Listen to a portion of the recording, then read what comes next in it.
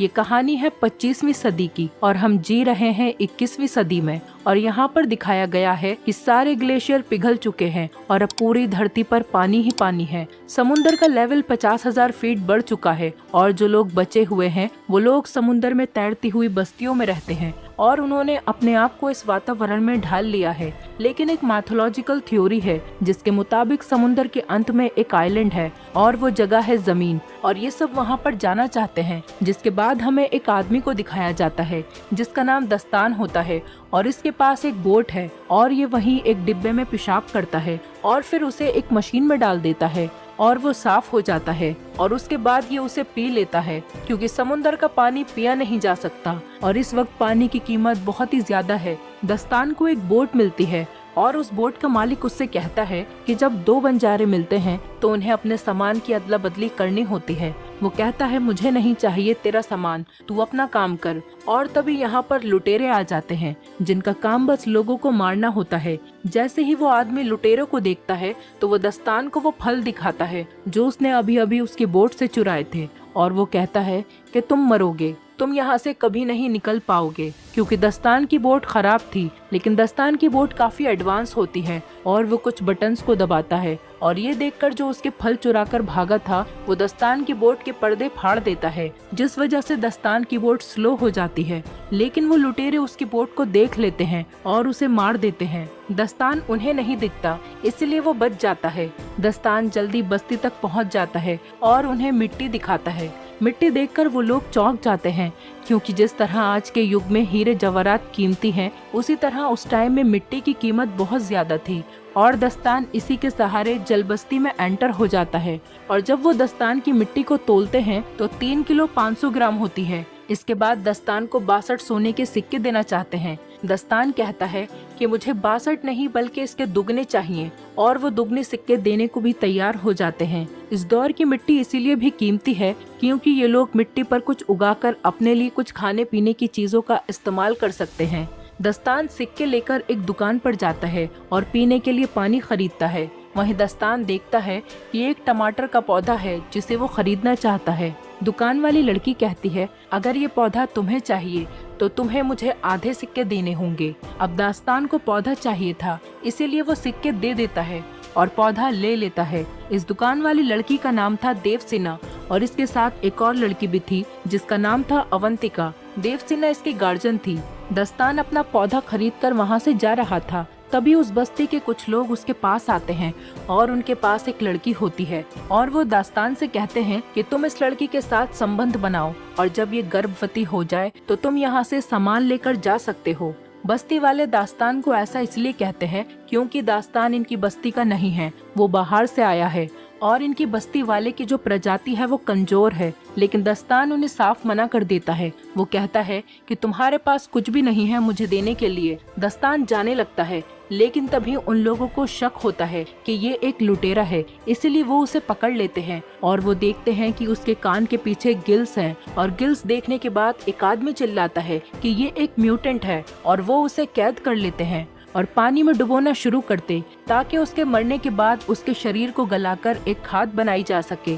लेकिन उससे पहले कि दास्तान पानी में डूबे लुटेरे उस बस्ती में हमला कर देते हैं। दास्तान डूबने लगता है, तभी उसकी मदद के लिए वहाँ देवसेना आती है। वो कहती है कि मैं तुम्हें बचा सकती हूँ लेकिन बदले में तुम्हें हमें अपने साथ ले जाना होगा। दास्तान मान जाता है और ये तीनों यहाँ से फरार हो जाते हैं और लुटेरे बस्ती को तबाह करके उस पर कब्जा कर लेते हैं। लुटेरों का सरदार कहता है कि मुझे टैटू वाली लड़की चाहिए। दरअसल ये अवंतिका के बारे में बात कर रहे होते हैं। अवंतिका के पीठ पर एक टैटू होता है जो कि इनका मानना है कि वो ड्राई लैंड तक पहुंचने का रास्ता है। यहाँ पर 3 तरह के समुदाय रहते हैं। एक लुटेरे जिनका काम बस मरना और मारना है, दूसरे आम इंसान जो बस्ती में रहकर गुजारा करते हैं और तीसरे म्यूटेंट जिनके कान के पीछे गिल्स होते हैं। वो लोग पानी के अंदर भी सांस ले सकते हैं और दास्तान भी एक म्यूटेंट है। दास्तान देवसेना से कहता है कि हमें अवंतिका को मारना होगा क्योंकि हमारे पास इतना पानी नहीं है कि हम तीनों जिंदा रह सकें।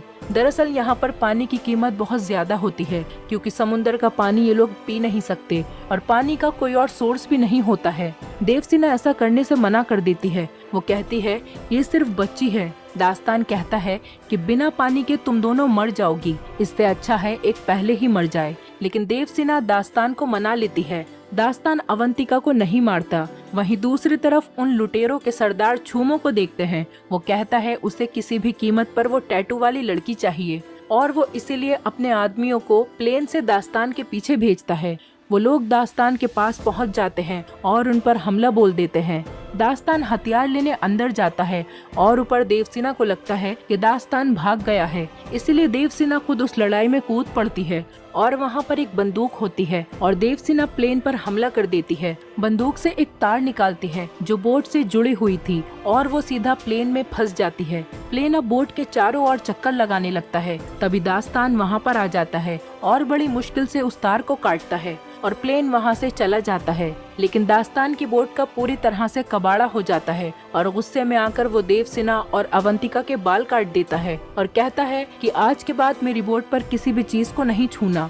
इसके बाद वो अपना सफर जारी करते हैं, जहाँ पर इन्हें एक बोट दिखाई देती है। उस पर एक आदमी होता है। देवसेना कहती है कि हमें उससे बात करनी चाहिए, क्या पता उसके पास कुछ खाने के लिए हो। हालांकि दास्तान ऐसा नहीं करना चाहता, लेकिन वो देवसेना के कहने पर उससे बात करता है। उसके पास एक बेशकीमती चीज होती है और वो होता है कागज, क्योंकि पूरी दुनिया जलाशय है और कागज बनाना नामुमकिन है। और वो आदमी दास्तान से कहता है कि मैं तुम्हें कागज दूंगा, मगर बदले में तुम्हें मुझे देवसेना सौंपनी पड़ेगी।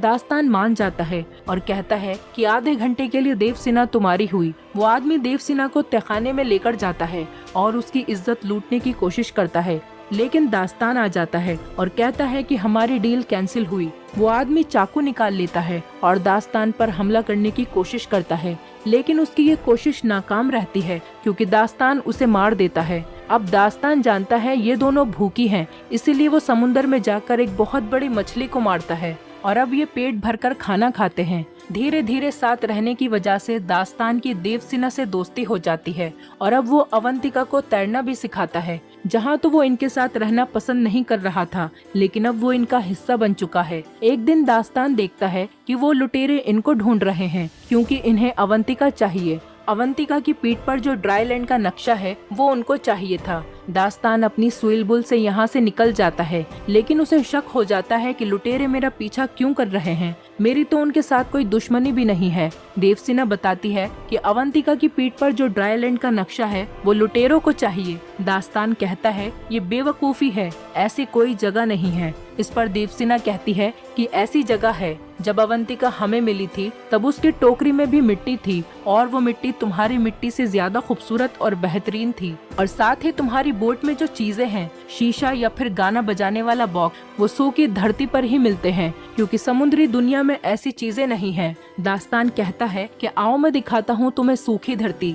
दास्तान देवसेना को एक बॉक्स में बंद करके पानी में समुंदर के तल पर ले जाता है, जहाँ पर बड़ी बड़ी बिल्डिंग्स थीं जो कि वीरान पड़ी थीं। किसी जमाने में यहाँ पर लोग रहते थे। वो देवसेना को ये सब इसलिए दिखाता है कि उसके मन में जो झूठी उम्मीदें हैं वो खत्म हो जाएं। और जब ये ऊपर जाते हैं तो देखते हैं कि लुटेरों ने इनकी नाव पर पूरी तरह से कब्जा कर लिया है। लुटेरे इनसे पूछते हैं कि अवंतिका कहाँ है। दरअसल अवंतिका लुटेरों को देखकर पहले ही नाव में छुप गई थी।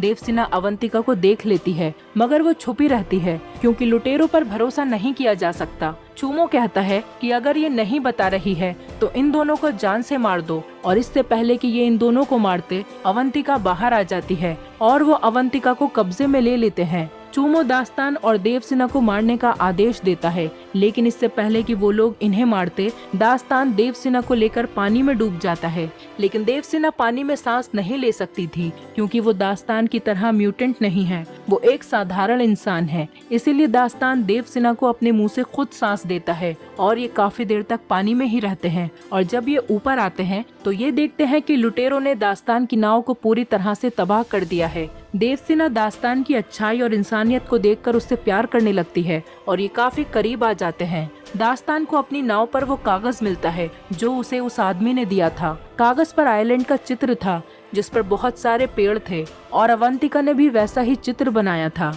दास्तान समझ जाता है कि अवंतिका की पीठ पर जो नक्शा है वो सूखी धरती का ही है, क्योंकि अवंतिका केवल वही चित्र बनाती है जो उसने देखा है। लेकिन इनका यहाँ से निकलना नामुमकिन था क्योंकि इनकी नाव खराब थी। थोड़ी देर बाद यहाँ पर एक आदमी आता है जिसके पास उड़ने वाला बलून था और वो देवसेना की बस्ती का ही था जहाँ वो लुटेरे गए थे, इसीलिए वो वहाँ से भागकर आ गया था। वो देवसेना से कहता है कि अच्छा हुआ तुमने बोट को जला दिया, नहीं तो मैं तुम्हें कभी नहीं ढूंढ पाता, क्योंकि धुएं की वजह से ही मैं यहाँ तक पहुँचा हूँ। और वो इन दोनों को बलून पर ले आता है, लेकिन यहाँ से दास्तान डिसाइड करता है कि वो अवंतिका को ढूंढ कर लाएगा। वो उस बड़े जहाज पर पहुँच जाता है जहाँ पर वो लुटेरे थे। दास्तान चूमो के सामने खड़े होकर कहता है कि मुझे वो बच्ची चाहिए। चूमो कहता है कि बेटा अब तुम जिंदा वापस नहीं लौटोगे। दास्तान एक मशाल निकालता है और पास ही में एक टैंक में डाल देता है, जिससे एक बहुत बड़ा ब्लास्ट होता है और उसके बाद सारे आदमी मारे जाते हैं। दास्तान अवंतिका को ढूंढने लगता है, लेकिन वो देखता है कि चूमो अवंतिका को प्लेन में उड़ाकर ले जाता है। दास्तान प्लेन को रस्सी से अटकाकर क्रैश करवा देता है। अब ये विशाल जहाज डूब रहा था, लेकिन इससे पहले जहाज डूब पाता, वहाँ पर देवसेना उड़ने वाला बलून लेकर आ जाती है और उनको बचा लेती है। और तभी जहाज पर एक बहुत बड़ा ब्लास्ट होता है, जिससे लगभग सारे लुटेरे मारे जाते हैं, लेकिन चूमो अभी भी जिंदा बचा हुआ था और वो एक गन से अवंतिका पर गोली चलाता है। अब अवंतिका को वो गोली नहीं लगती, वो गोली साइड में से निकल जाती है, जिसकी वजह से वो पानी में गिर जाती है और लुटेरे उसकी तरफ बढ़ने लगते हैं। दास्तान ऊपर से जंप करता है और अवंतिका को पकड़कर ऊपर ले जाता है और ये तीनों लुटेरे जो अवंतिका को पकड़ने के लिए आ रहे थे, ये आपस में टकरा जाते हैं और एक बहुत बड़ा ब्लास्ट होता है और इस ब्लास्ट में चूमो समेत सारे लुटेरे मारे जाते हैं और इस तरह से दास्तान अवंतिका की जान बचा लेता है। इनके साथ जो आदमी होता है उसे नक्शा पढ़ना आता है और वो ड्राईलैंड का पता लगा लेता है और फाइनली ये पहुंच जाते हैं सूखी धरती पर, जहां पर एक झोपड़ी होती है जिसके अंदर 2 कंकाल पड़े थे जो कि अवंतिका के माँ बाप के थे और उनके पास टैटू बनाने वाला सामान भी मौजूद था, क्योंकि उनको पता था कि वो मर रहे हैं। इसीलिए उन्होंने अवंतिका की पीठ पर टैटू बनाकर टोकरी में डाल दिया था और उस टोकरी में यहाँ की सूखी मिट्टी भी डाल दी थी, ताकि जब अवंतिका किसी को मिले तो उन्हें ये भी पता चल जाए कि कहाँ पर है ड्राईलैंड। और ऐसा उन्होंने इसीलिए किया क्योंकि अवंतिका उस समय काफी छोटी थी, अगर वो वहाँ पर रहती तो बच नहीं पाती। और अवंतिका के माँ बाप ने जैसा सोचा था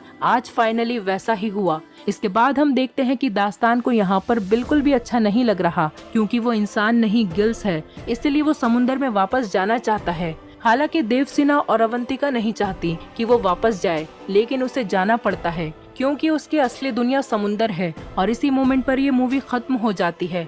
दोस्तों, अगर आप हमारे चैनल पर नए हैं तो चैनल को सब्सक्राइब करें, वीडियो अच्छी लगी हो तो वीडियो को लाइक करें और हाँ, नोटिफिकेशन बेल को जरूर दबाएं ताकि अगली अपडेट सबसे पहले आपको मिले।